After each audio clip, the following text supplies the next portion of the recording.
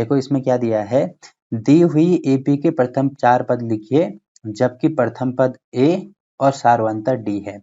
अब देखो इन सभी चीजों के बारे में मैं पिछली वीडियो में डिस्कस कर चुका हूँ कि जो प्रथम पद होता है उसको हम अंग्रेजी अल्फाबेट के स्मॉल ए से डिनोट करते हैं और जो सारवंतर होता है उसको स्मॉल डी से डिनोट किया जाता है।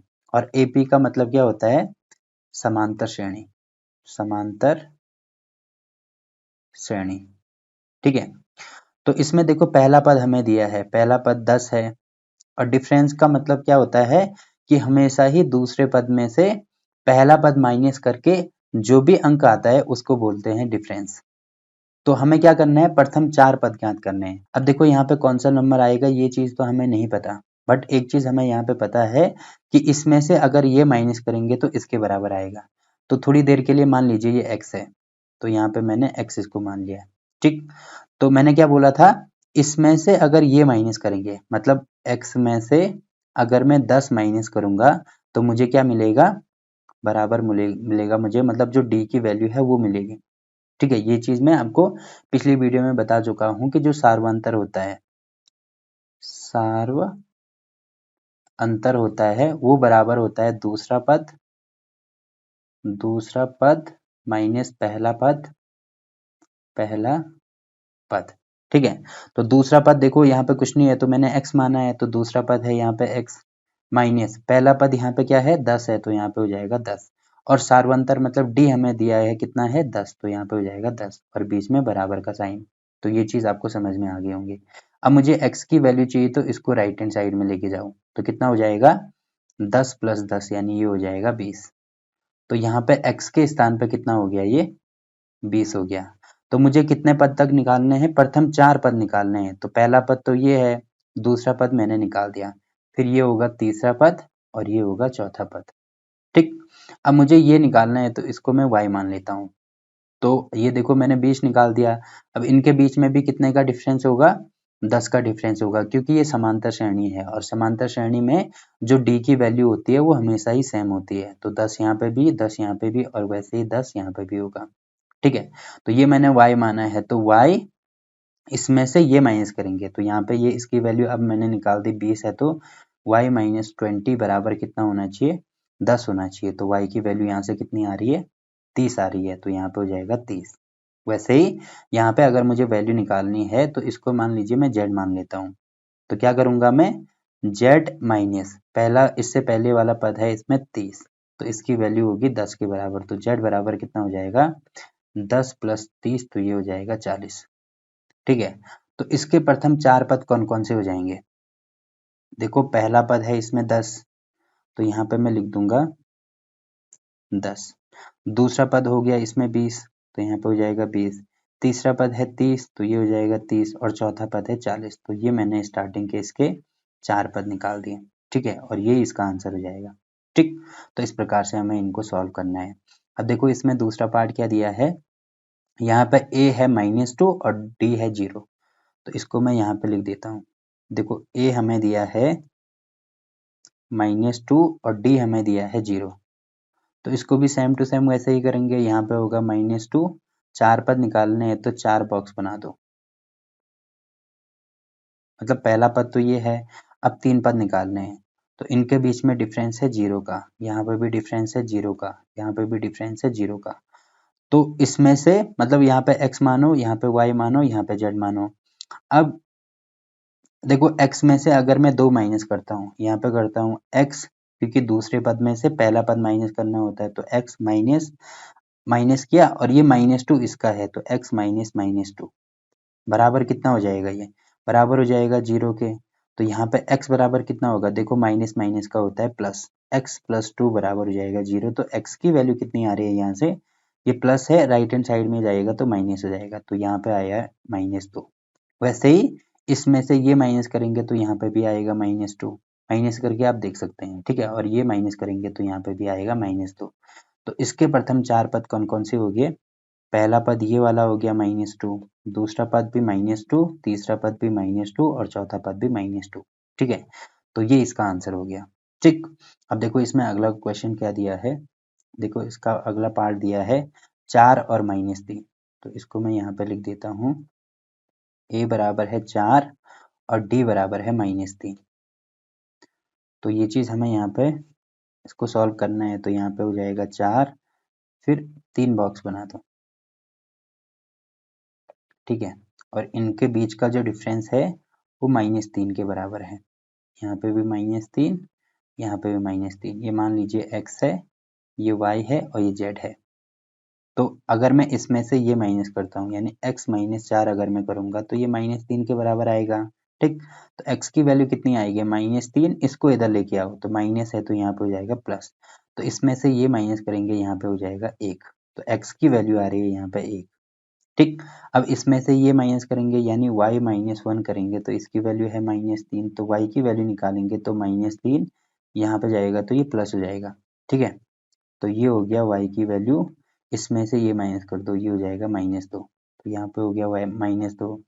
अब वैसे ही z की वैल्यू अगर मुझे चाहिए तो z -2 हो जाएगा, ठीक है। क्योंकि इसमें से ये माइनस करते हैं, तो एक माइनस माइनस का और एक इसका माइनस है, तो माइनस माइनस हो जाएगा और बराबर में कितना आ रहा है, ये -3। तो z + 2 बराबर हो जाएगा -3 और z की वैल्यू -3 और -2, मतलब ये हो जाएगा -5।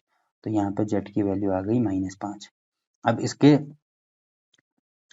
3 चीज़ें तो मैंने निकाल दी। तो अगर मैं समांतर श्रेणी लिखूँ तो एक है 4, एक होगा 1, एक होगा -2 और एक होगा -5, ठीक है।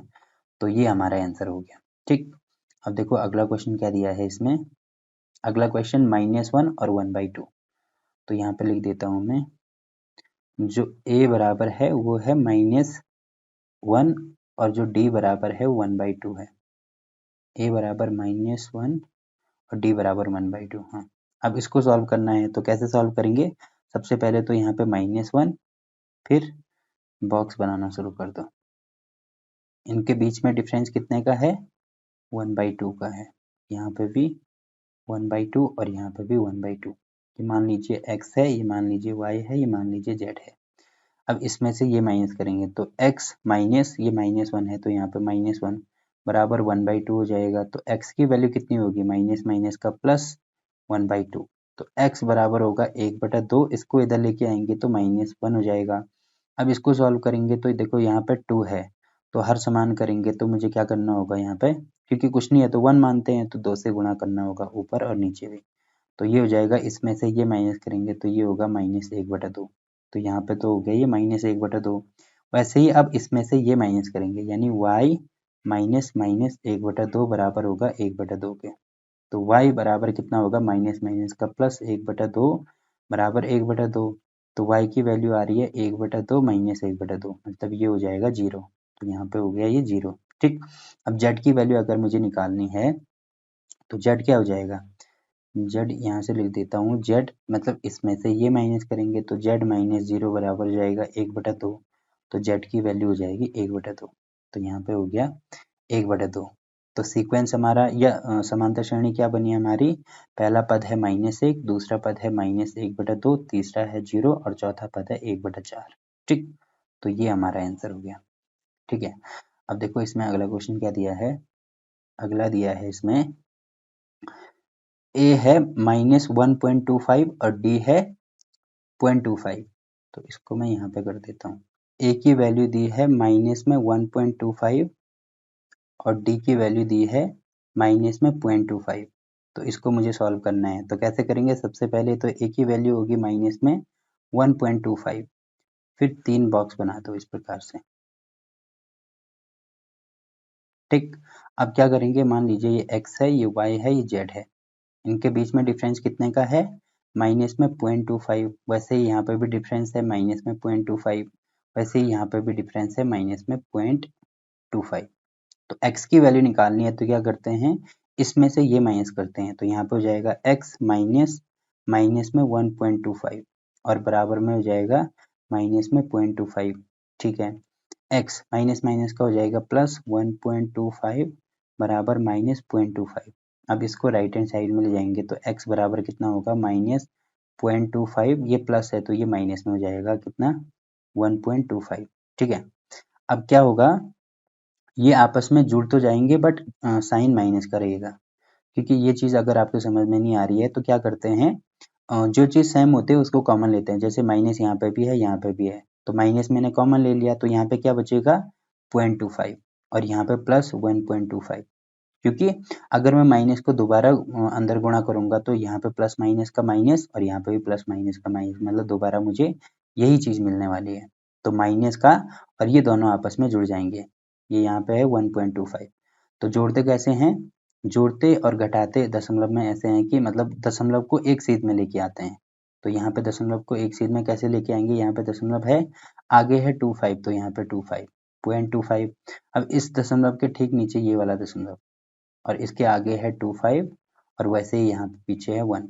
अब इसको जोड़ेंगे तो 5 और 5 10 की 0, 2 और 2 4, एक 5 हो जाएगा और दशमलव और यहाँ पे हो जाएगा 1, तो ये आ रहा है माइनस में 1.5, तो ये हो जाएगा माइनस में 1.5, नहीं ये वाला माइनस में 1.5, ठीक है। अब ये चीज़ मुझे निकालनी होगी, तो y की वैल्यू निकालने के लिए भी सेम टू सेम वही करेंगे, y माइनस माइनस 1.5 बराबर पॉइंट माइनस में 0.25। अब इसको भी क्या करेंगे, माइनस माइनस का प्लस होगा, फिर राइट हैंड साइड में ले जाएंगे, तो माइनस 0.25 माइनस माइनस का यहाँ पे प्लस हो गया, अब यहाँ जाके दोबारा माइनस हो जाएगा, तो 1.5।